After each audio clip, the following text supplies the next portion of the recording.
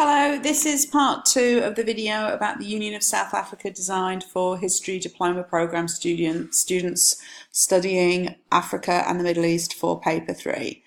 So we're working our way through the challenges that face the Union of South Africa between 1910 and 1948 as identified by Roger Beck. The second one then is to do with the workforce and that dependence of South Africa on the cheap labour of black workers, particularly in the gold mines, also in the diamond mines, and also on the farms of South Africa. Workers are working to improve their rights throughout the early 20th century, and both black and white workers will get involved in a series of protest strikes to try and improve their circumstances. There are protests after 1902 in particular. There's a labour shortage in the mines, and as one of the things that happens is that African workers return to work on farms at the end of the South Africa War, and various attempts are made by the provincial governments to get those workers back into organised labour and onto the mines. They don't always work particularly well. Chinese labourers, over 60,000 indentured Chinese labourers are brought over, and poor white workers will also protest about that. So there's a number of things going on, and the point here is that Smuts will continually use aggressive tactics, violence, heavy-handed tactics to get the situation solved and addressed, and also passes this Righteous Assemblies Act in 1914, just before World War I breaks out, which will also be used later on to control other types of public assemblies. With World War I, though, things begin to change for South Africa in a way that perhaps is to be expected, particularly with South Africa providing so much of the gold for the gold standard. There's high inflation, gold prices are low, and there's a wage gap growing between blacks and whites. However, as white miners had gone to fight, blacks and coloureds had filled in some of their jobs.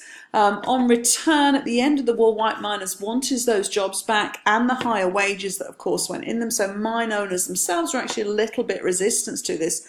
A compromise deal is struck which leaves nobody happy in the end. The cheaper black employees would keep their current jobs, but with no more so-called white jobs going to Africans. So a kind of a compromise there that leaves nobody, of course, particularly the black Africans, satisfied with the results. There's a series of strikes around the start of 1920, and the biggest one being in February 1920. Again, as we saw earlier, Smuts comes in very heavy-handed, using the army to cut things off and really restricting now social freedoms of those striking miners. Mine compounds are sealed off, and those striking miners are settled with the rest.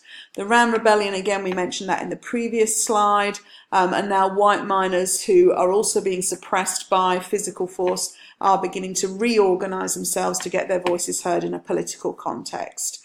The Great Depression is a disaster for South Africa in its early years. Between 1929 and 1932, South Africa works hard to stay on the gold standard. It doesn't work. When they come off, actually, that's when they return to profitability.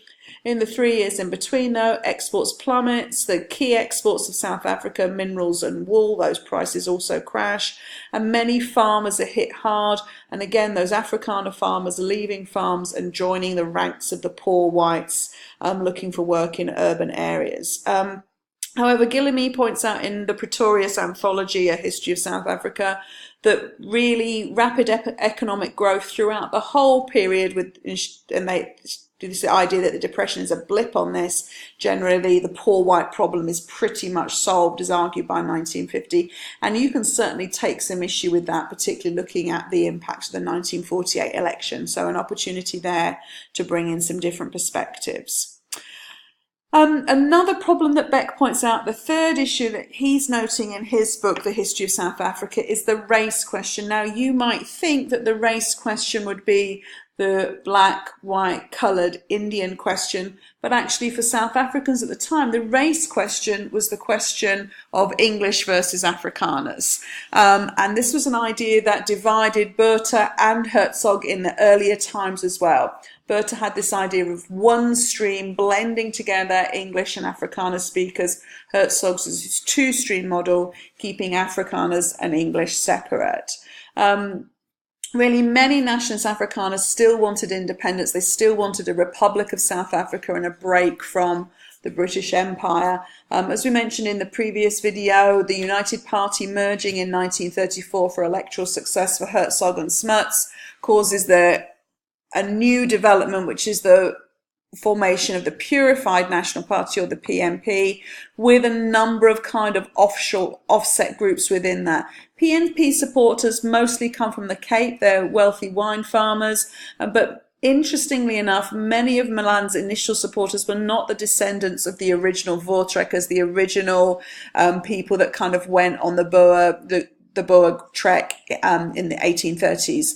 So that's also interesting. Again, this mythologizing, this creation now of an Afrikaner identity. There's a number of groups forming at this time. And within this brotherhood, there's a strong religious element based, and Beck's pointing this out in his book, on the Calvinist doctrines of the Dutch Reformed Church. A civil religion is developing that claims that God had intended that each nation should develop separately, that each nation has unique moral and cultural values, and that God had created the Afrikaner people as his chosen people to fill a divine destiny in southern Africa. As a result, Afrikaner history kind of becomes enhanced to mythological proportions. Then this saga of the Voortrekkers, the people that fled English oppression on the Great Trek, that had established a civilization where barbarism has existed, that scratched a living out of the wilderness of the South African soil. These types of myths take hold in Afrikaner nationalism. The Battle of Blood River, fought at this time in the 1830s, becomes a sign of God's favour, and the Afrikaners are seeing themselves as sort of heroes through African savagery, through British imperialism. And this is at the time, in 1938, the centenary of the Blood River Battle. Malan asks Afrikaners to make South Africa a white man's land.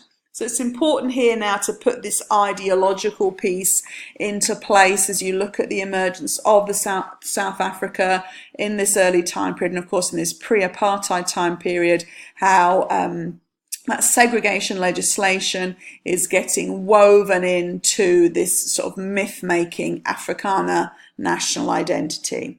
So the largest issue that Beck identifies as he works through these challenges for South Africa is how white rule will work and how the different black communities will respond in South Africa. There's a huge amount of legislation that's being passed at this time.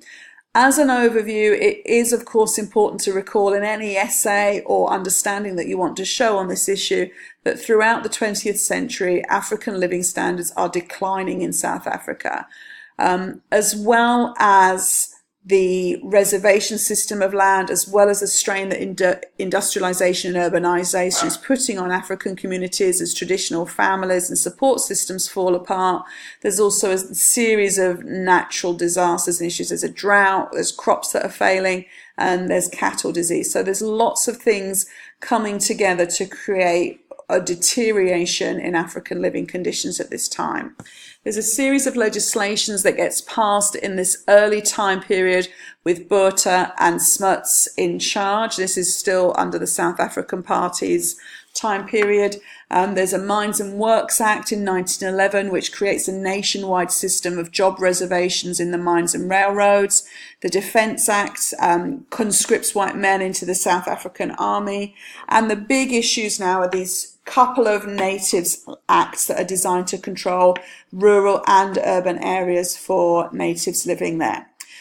So this will deal with mostly the east of South Africa, not so much the former Cape Colony.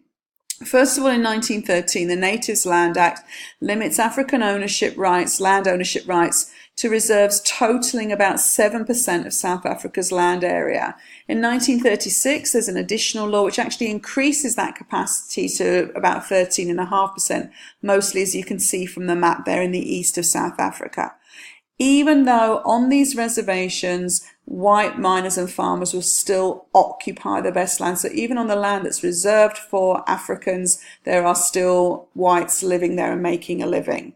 The Transkei region, which you can see here, is probably the most kind of contiguous region, and this is one of the other problems, is that many of the reserves are very small areas of land and broken up, creating other problems, particularly when it comes to carrying capacity of these reserves, particularly as Africans are being relocated out of so-called white areas.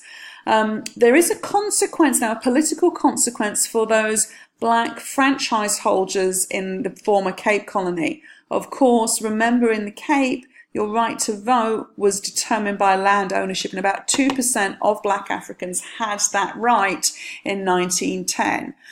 So there's an issue that pops up for the Cape, and actually court action will prevent the Natives Land Act being applied to the former Cape Colony.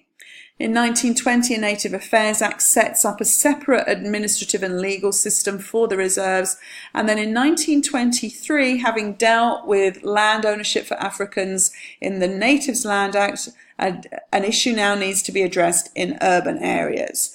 And so it's the whole point of the 1923 law is to limit black access to white urban areas. Beck points out it sets forth the principle that urban areas were the white man's preserve and black men were only there as a unit of labour, and that's a quote from Beck on page 123. Local authorities had to set up African locations and townships near to but separate from white urban areas. Any African not living in location had to be provided with housing by their employer, typically a hut in the garden for a driver or a gardener, perhaps a small room in the house for a maid or kitchen workers. When an African's labour was no longer needed, they could be deported to the reserves, and this becomes known as influx control over blacks entering and leaving urban areas, and it would be managed by a strict enforcement of the past laws. By 1924, then Herzog and the National Party were in charge, and those legislations set down during the Bertha Smuts regime continue along. 1927, there's a Native Administration Act, and in 1936, a Native Representation Act. So in this second part of the video then, we've seen how now with the National Party in charge, black and white labour is becoming a key issue, that the First World War and the Great Depression will have significant impact on South Africa, and there's a number of different issues emerging. There's a race question between English and Afrikaners, which will begin the continuing development of Afrikaner nationalism, and there's a series of legislations being passed in order to address the issue to do with white political control over a majority African, coloured and Indian state. In the next part of the video, we'll have a look to see how the different groups of people respond and the impact of World War II. Thanks for watching.